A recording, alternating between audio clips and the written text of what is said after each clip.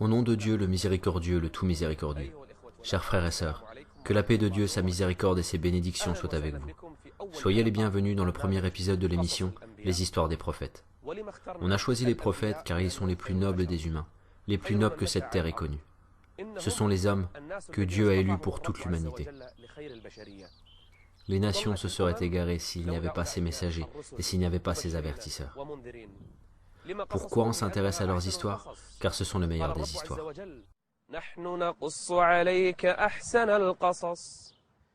Les gens aujourd'hui sont touchés par les histoires racontées par des hommes.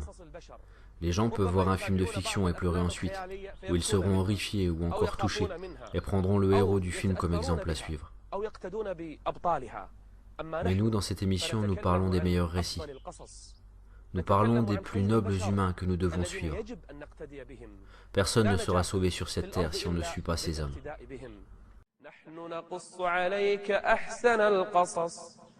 أحسن القصص بما أوحينا إليك هذا القرآن وإن كنت من قبله لمن الغافلين. Nous parlons des meilleures histoires, mais en se référant au Coran et à la Sunna authentique, sans que cela soit en contradiction avec ce que l'histoire des peuples nous ont rapporté. Nous parlons de ces histoires avec les détails, et nous en tirons les leçons. لقد كان في قصصهم عبرة لأولي الألباب ما كان حديثا يفترى ولكن تصديق الذي بين يديه وتفصيل كل شيء وهدى ورحمة لقوم يؤمنون. Il y a des choses étranges, et il y a des miracles. Celui qui lit leurs histoires s'accroche à la religion et ne sera jamais touché en mal par un ennemi de la foi. En lisant ces histoires, une personne ignorera tous ceux qui l'insultent ou conspirent contre lui. Ce sont les histoires des prophètes. Dans leurs récits, il y a certes une leçon pour les gens doués d'intelligence. Nous allons entendre des histoires et récits pleins d'examens de foi. Des récits où un prophète invoquera Dieu, et Dieu le Très-Haut lui réalisera son invocation. Nous allons voir comment les nations combattaient les prophètes et combattaient les messagers. Comment Dieu le Très-Haut a envoyé énormément de messagers. Il n'y a pas une nation sans qu'il y ait eu un avertisseur, un prophète ou un messager pour cette nation. Nous allons lire ces histoires pour en tirer des leçons. Nous commençons ensemble les histoires des prophètes.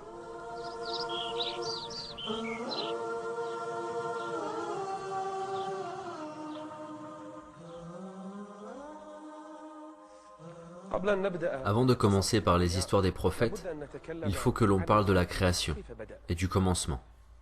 Il y avait Dieu le Très-Haut, et il n'y avait rien avec lui. Il est le premier, dont l'existence n'a pas de commencement. La première chose que le Seigneur le Très-Haut créa est le trône. Et après un temps, il créa le qalam, traduit par la plume, donc de quoi écrire. Dieu le Très-Haut a dit au qalam, écris. Le qalam a dit, que dois-je écrire au Seigneur? Dieu le Très-Haut lui a dit, écris ce qu'il y a et ce qu'il y aura jusqu'à l'heure suprême. Écris toutes choses. Nous avons créé toutes choses avec mesure, chapitre 54, verset 49 du Coran. Toute chose fut écrite 50 000 années avant la création de la terre et des cieux. Donc après 50 000 années, Dieu le Très-Haut a permis de créer les 7 cieux et les terres, les montagnes, les fleuves. Dieu a créé les cieux et la terre en 6 jours. Après avoir créé les cieux, la terre, les montagnes, les mers, le soleil, la lune, les étoiles et les planètes, après avoir créé tout cela, Dieu le Très-Haut a créé des créatures sur terre qu'il appela djinns. Les djinns étaient des peuples pervers et maléfiques sur terre. Ils faisaient couler le sang sur terre, et ils étaient des destructeurs, au point que les anges venaient pour les punir et les chasser, les emprisonner dans des îles. Après les djinns, Dieu a permis de créer une nouvelle créature. وإذ قال ربك للملائكة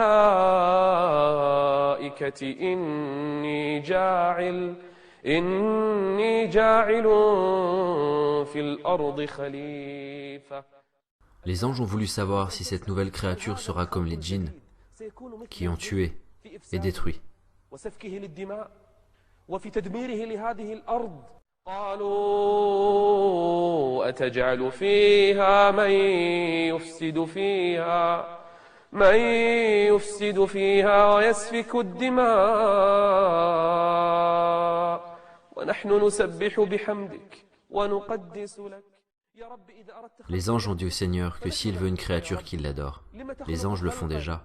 Pourquoi alors créer une créature qui fera comme les djinns? Dieu le Très-Haut a dit en répondant aux anges,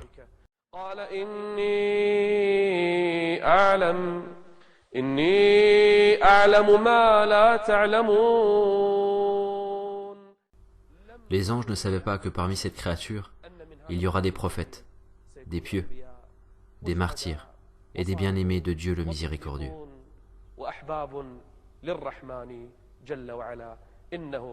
C'est une nouvelle créature. قصص نور قصص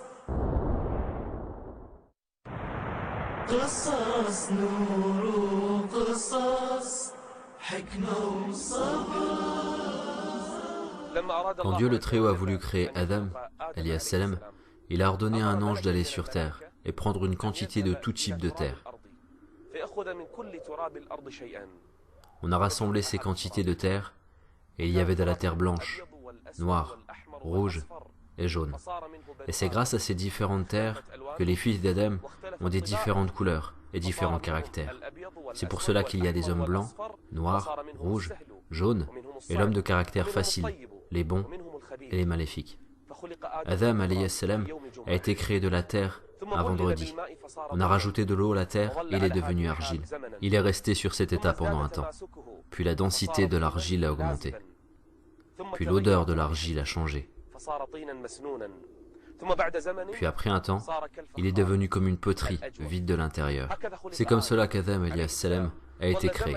Et il est resté un certain temps sur cet état.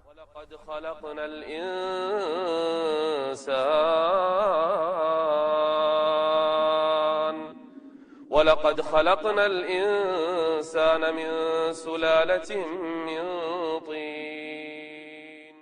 Cette terre, cette matière sur laquelle nous marchons est l'origine de la création humaine.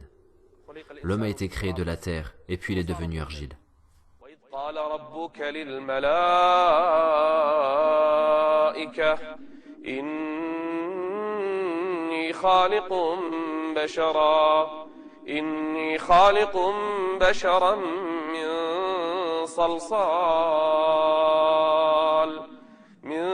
صلصال من حمأ مسنون. C'est la création d'Adam, alayhi salam. Le Seigneur le Très-Haut a dit, فإذا سويته ونفخت فيه من روحي فقعوا له ساجدين. c'est l'origine de la création d'Adam. Il est resté un certain temps sur cet état sans vie. Les anges l'observaient et s'inquiétaient. Qu'est-ce que cette créature et comment il sera? Même Iblis, donc Satan, tournait autour d'Adam et entrait au milieu de lui et en sortait. Et il le regardait avec peur. Et Iblis l'enviait. Et Iblis disait aux anges, ne vous inquiétez pas, il est vide de l'intérieur, et votre Seigneur n'est pas vide de l'intérieur. Si on me permet de l'attaquer, je l'exterminerai. Iblis est en train de défier Adam, et les anges attendent. Et Dieu a ordonné de se prosterner pour Adam quand Dieu lui insufflera le souffle de la vie. Comment Dieu lui insufflera le souffle de la vie? Et que lui arrivera-t-il ensuite?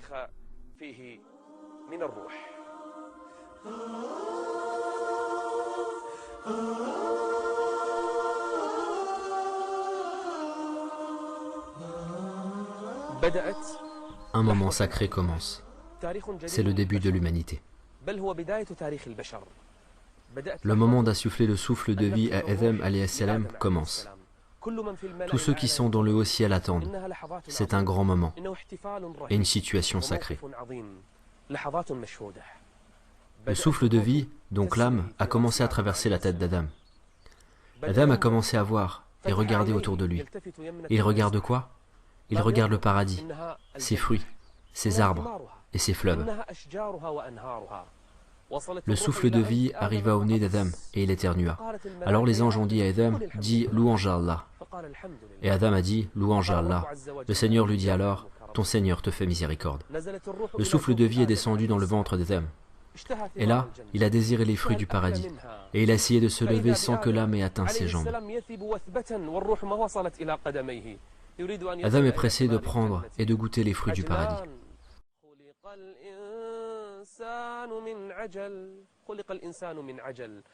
Et quand le souffle de vie a atteint tout le corps d'Adam, il a commencé à marcher.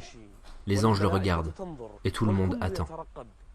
Le Seigneur le Très-Haut a dit à Adam, « Ô Adam, regarde ce groupe d'anges, va chez eux et dis, que la paix soit avec vous. »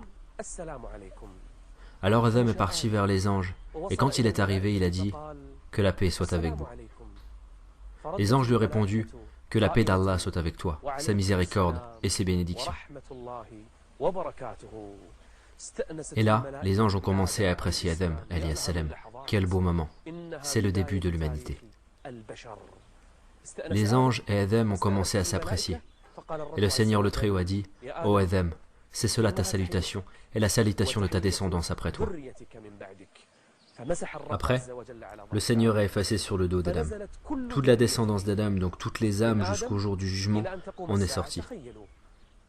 Imaginez combien de monde cela fait. Combien de milliards d'âmes sont sorties du dos d'Adam. Moi, toi et tous les humains, nous sommes tous sortis du dos d'Adam ce jour-là. Les gens du paradis, ainsi que les gens de l'enfer. Adam alayhi salam les a regardés. Ce jour-là, le Seigneur a parlé à toutes ces âmes, et il leur disait, « Ne suis-je pas votre Seigneur ?» Et toute l'humanité a répondu, « Mais si, nous en témoignons. » Le Seigneur leur a dit, « Ne dites point au jour de la résurrection, vraiment, nous n'y avons pas fait attention. C'est la nature primordiale de l'homme qui doit rester dans nos cœurs. »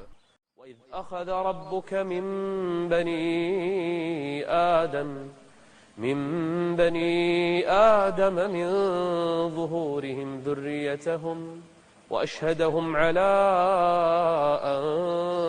أنفسهم ألست بربكم قالوا بلى شهدنا أن تقولوا يوم القيامة إنا كنا عن هذا غافلين. C'est la nature primordiale de l'homme que nous ne pourrons nier le jour de la résurrection.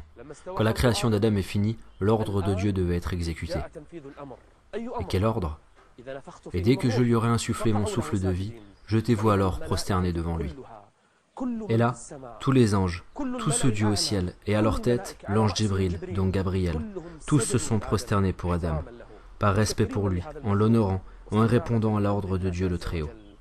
سجد الملائكة كلهم أجمعون. Imaginez cette scène.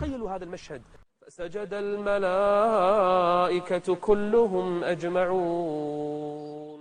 Sauf une seule créature, une créature étrange et indigne. Il ne faisait pas partie des anges. C'est Iblis. Dieu lui permet d'être entre les anges, et il est resté debout en regardant les anges autour de lui, tous prosternés, à part lui. Il ne s'est pas prosterné. Iblis est resté debout à cause de son orgueil, de sa haine, et parce qu'il enviait Adam. Le Seigneur le Très-Haut lui a demandé,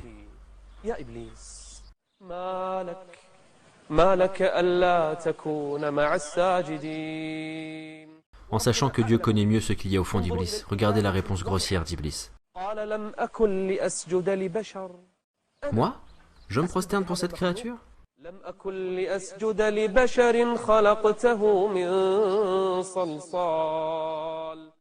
Moi qui étais créé de feu, je me prosterne pour quelqu'un créé d'argile? C'est cela l'orgueil. Regardez comment l'orgueil rend une personne. C'est la première désobéissance envers Dieu, que le ciel ait connue. Désobéissance d'Iblis qui a été parmi les personnages rapprochés en haut ciel. Le Seigneur le Très-Haut a répondu à Iblis, قال فاخرج منها فإنك رجيم وإن عليك اللعنة وإن عليك اللعنة إلى يوم الدين. Car Iblis, le maudit, était un rapproché. Il était auprès des anges alors qu'il n'en était pas un. Il est djinn. Le Seigneur le Très-Haut l'a élevé dans un haut degré, parmi les rapprochés et parmi les anges. Mais il a désobéi à cause de son orgueil. Et imaginez sa situation, alors que tous les anges se sont prosternés. Lui seul est resté debout tout en affirmant son orgueil et son envie.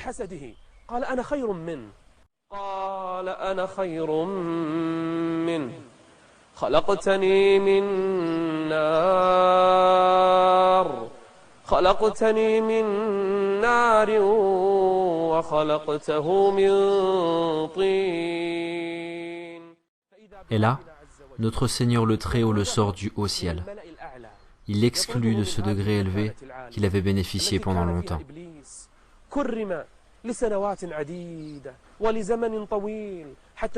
Il vivait parmi les anges, mais maintenant, il est exclu du paradis.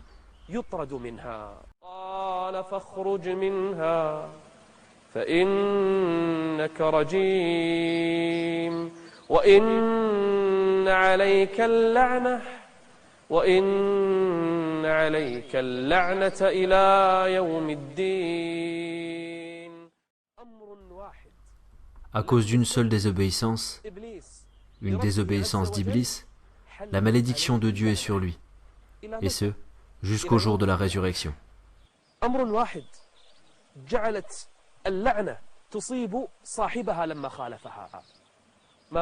Alors, imaginez celui qui désobéit à Dieu le Très-Haut sans cesse, et qui est insistant sur son orgueil. Iblis a été maudit, et il a été sorti de ce haut degré dans le haut ciel, car il mérite cela, à cause de son orgueil et de son envie. قصص نور قصص قصص نور قصص حكمة وصبر. Après que Dieu le Très-Haut ait banni Iblis et les maudits, Iblis n'a pas demandé le pardon. S'il avait demandé le pardon et s'il s'était repenti auprès de Dieu, Dieu certes lui aurait accordé son pardon. Mais il ne s'est pas repenti, ni a demandé pardon, mais il a demandé une autre chose.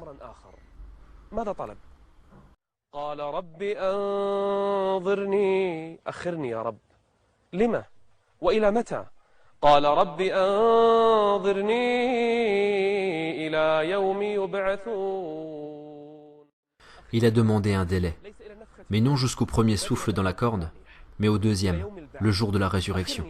Il a demandé un délai, sachant qu'il croit en Dieu, au jour de la résurrection, et croit au paradis et en enfer.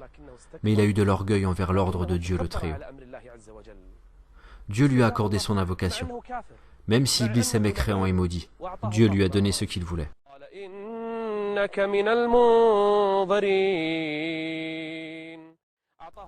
Dieu lui a accordé un délai, et il a retardé sa mort. Iblis a demandé un délai pour qu'il montre à Dieu ce qu'il est capable de faire à Adam et à sa descendance. Iblis a dit: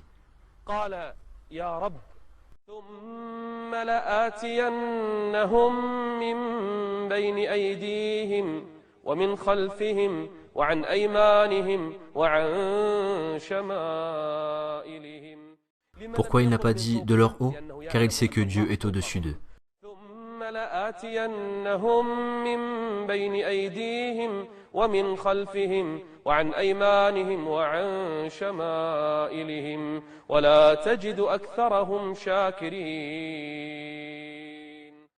Dieu le Très-Haut a dit à Iblis: Sors de là, banni et rejeté. Quiconque te suit parmi eux, de vous tous, j'emplirai l'enfer. Chapitre 7, verset 18 du Coran. Et Dieu a donné une descendance de djinns à Iblis, des shayatin, donc des satans qui le suivent. Iblis a une grandiose armée de shayatin. Le but de cette armée est faire la guerre à Adam et à sa descendance. فافزز من استطعت منهم بصوتك وأجلب عليهم بخيلك ورجلك وشاركهم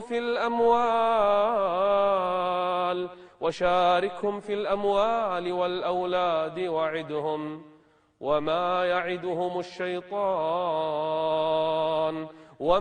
يعدهم الشيطان إلا غرورا. Ce maudit Iblis, qui a été banni du haut ciel, défie son Seigneur. Iblis va éprouver les fils d'Adam. Il va leur faire oublier l'obéissance à Dieu, le Très-Haut.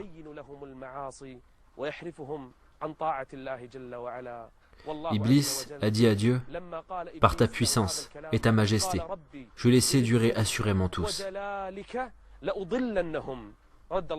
Dieu le Très-Haut a répondu à Iblis, « Par ma puissance et ma majesté, je leur pardonnerai tant qu'ils demandent le pardon. » Il s'agit d'un hadith qudsi, c'est-à-dire que son sens vient d'Allah et ses termes du prophète Mohammed sallallahu alayhi wa sallam.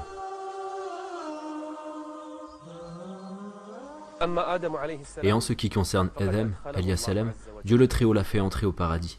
Il mangeait les fruits du paradis et buvait de ses fleuves et se réfugiait sous les ombres du paradis. Car tu n'y auras pas faim, ni ne seras nu. Tu n'y auras pas soif, ni ne seras frappé par l'ardeur du soleil. Regardez dans quel délice Adam vivait. Mais malgré tous ces délices, Adam se sentait seul et se disait, comment je pourrais vivre seul dans ce délice? Et là, Adam alayhi salam s'est endormi. Et quand il s'est réveillé, il a vu une femme à côté de lui. Tu es qui? Je suis une femme. Qu'est-ce qui t'a fait venir ici? Dieu le Très-Haut m'a créé. Pourquoi il t'a créé? Il m'a créé pour que tu vis en tranquillité avec moi.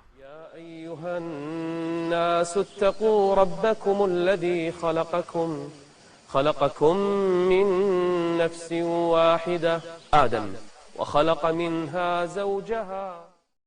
Les anges ont demandé à Adam alayhi salam quel est son nom. Les anges ont voulu tester Adam s'il connaissait tous les noms. Oh Adam, quel est son nom? Adam alayhi salam a dit c'est Hawa, donc Ève. Les anges ont demandé pourquoi le nom Hawa. Adam a dit car elle a été créée d'une chose vivante. Hawa a été créée à partir d'une côte d'Adam alayhi salam. Adam et Hawa, donc son épouse, sont en train de profiter de ce délice, de ce paradis, ces arbres, ces fleuves, ces fruits. Quel délice ce paradis où Adam vit avec son épouse.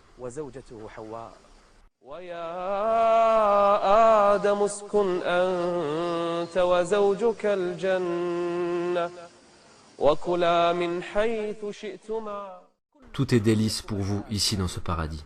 Ces fleuves, ces fruits, ces biens, ces ombres, tout est licite pour vous, à part une seule chose.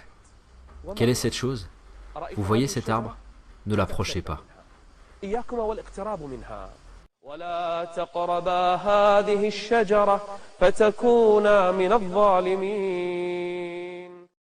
ne les a pas interdits d'en manger. Seulement, le Très-Haut leur a dit de ne pas s'en approcher, car en manger, c'est encore pire que de s'en approcher. Ô Adam, toi et Hawa, faites attention à une troisième personne qui vivra parmi vous. C'est lui l'ennemi qui a juré de vous sortir de ce paradis. Iblis va souffler le mal au fond de vous, et il vous tentera. Mais attention, à toi et à ton épouse, de ne pas écouter sa parole.